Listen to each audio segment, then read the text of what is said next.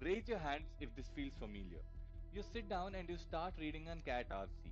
The first paragraph goes, it's completely fine. The second paragraph goes, it gets a little bit dense.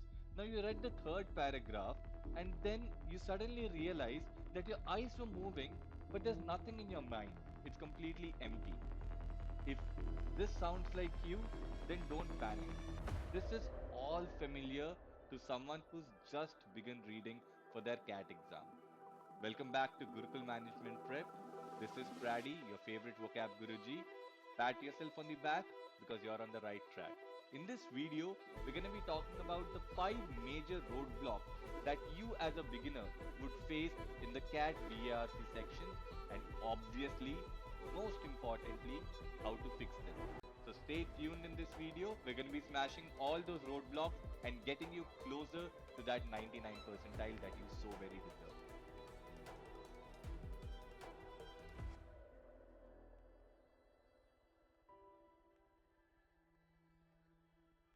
Challenge number 1 is what I call the zoning out phenomena. Here's the scenario. You start reading a RC passage, you've been reading for the last 5 minutes, you've read 3 paragraphs, but you've just snapped out of a daydream, probably about your crush or what's for dinner, whatever it could be. You realize that for the last 5 minutes, you do not remember anything of what you've read. Now, why does this really happen? This happens because most of your reading that you're used to nowadays is coming out of novels or social media or short news apps. But that's not actual cat level reading. It's almost like you're trying to read passively every time you're going onto social media. But cat on the other hand, it requires active reading. It's just like saying that someone who cannot run on the treadmill for even 2 to 5 minutes wants to run a 10K in a marathon. Now, how do we fix this? The simplest way to fix this is to force your brain to engage with the text you're reading. After every single paragraph that you read, pause. Physically stop yourself from reading the next paragraph, move out of that screen, and try to summarize the paragraph that you have read in one line. Remember, if you cannot summarize it, then you have not read it. Now, if you do this, you're forcing your brain to engage with the text. You're trying to be curious about what is happening in the text, and that will help you remember more details than before. It will also effectively kill zoning out. Second challenge is what I call the subject alienation trap. Now, imagine this scenario. You open a cat RC and there's the first line which is staring at you, the epistemological history of 18th century tribes. Now, the moment you see this, you're automatically overwhelmed with anxiety. And once that anxiety sets in, the boredom also gets triggered. You start yawning, you're not interested in the passage. But why does this really happen? The CAT examiners know very well that people are usually interested in tech or sport or science, and they don't like subjects like biology or art criticism or literature or philosophy. Now, that is where the CAT examiners hit us. They bring a subject that's totally alien to us, that's completely out of our comfort zone, and then they pressurize us to read that. The trick over here and the fix is very, very simple. For the next 5 minutes that you're going to read that cat RC, I would say fake it till you make it. Adopt a persona, somewhat of a philosopher. The trick is to make your brain think that you're curious, to make the brain think that you're interested in the topic. Once you trick your brain into being interested in the topic, you start being more attentive. Now, obviously, this is a very short term solution. The actual long term solution to this is to be able to read different genres, have an eclectic reading list. Now, for an eclectic reading list, you could always comment down reading list, and I'll send you my favorite books in PDF format and articles that you should read for preparing for CAT examination. Remember, at the end of the day, It's just English. Everything that's given to you is written in plain, simple English. All you need to know is how do the words fit together and things will start making sense. The moment you stop being anxious and start telling your brain that this is just text, this is just data that needs to be processed, and I just need to understand this, a lot of your anxiety would come down. That is half battle one right there.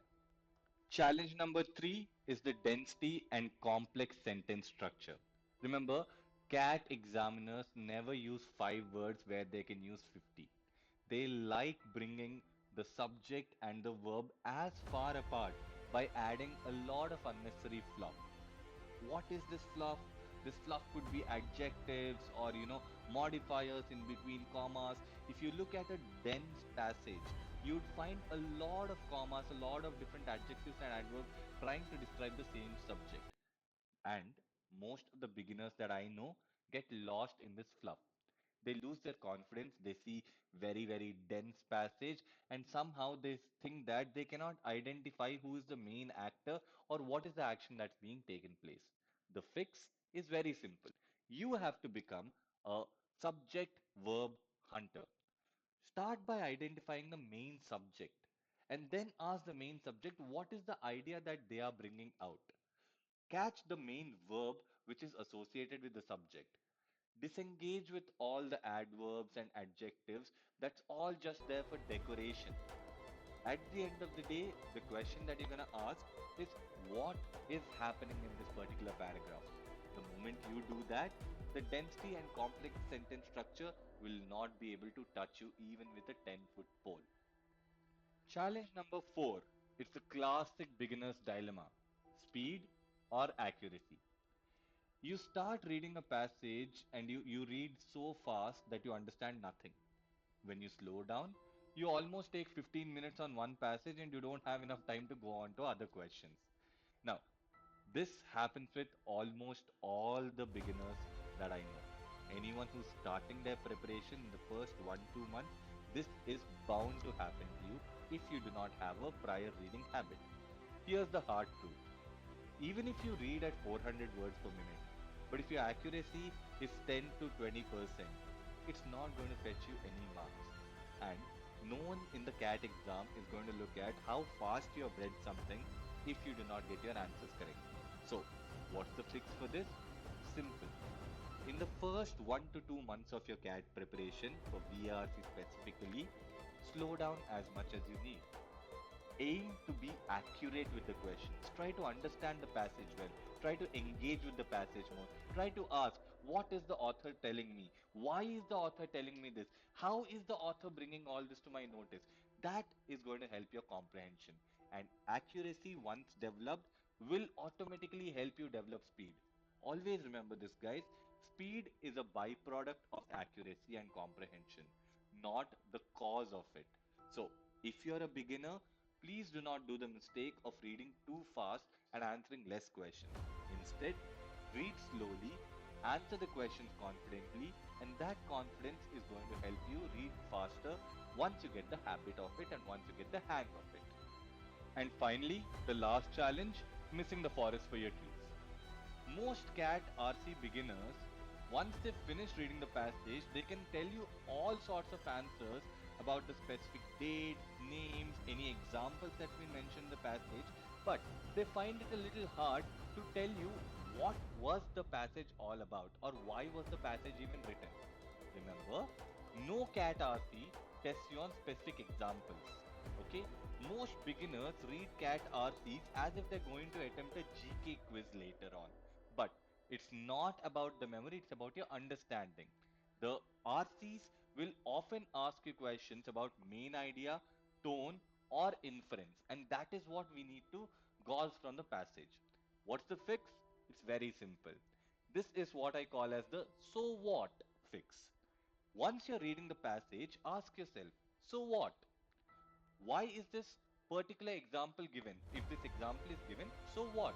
What is it doing in the passage? Is it supporting an argument? Is it giving me a counter argument? Is it just an example that's exemplifying something that's given before? What is it doing? Once we force ourselves to think that way, we come closer to understanding the author's purpose behind writing the passage and the main idea. And that is what is going to save those 16 precious marks from that passage in CAT exam. So, do not forget, ask yourself, so what? Look, if you're facing any of these 5 problems right now, don't panic. This is completely normal. Every CAT 99 percentiler that I know has started off exactly this way and exactly where you are. They also felt the same panic, the same anxiety, and they also used the same fixes that I've just told you. So start applying these fixes, and slowly your anxiety will calm down. You will realize that you are becoming a much confident reader. Reading for fun to reading for CAT, this transition is not a very simple one. I know it's painful. But I promise you, if you use these fixes, if you make sure that you're applying all these fixes every single day consistently, your brain will adapt. And one day, you'll thank me.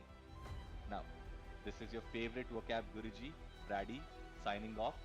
If you like this video, please do not forget to hit that like button. Subscribe to Gurukul Management Prep for all your MBA related queries.